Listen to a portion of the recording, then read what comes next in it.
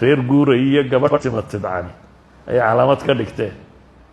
reer guura iyo gabadh timatidcani waa waxaa dhulkeena u gaaraye laynagu gartaa wiil geel jira oon gaajadu karin wiil geel jira oon gaajadu karayn waa waxaa dhulkeena u gaaraye laynagu gartaa dhul guduudo maxay ku heeseen dhul guduudo maxay aan gogol walba u baahnayn something like that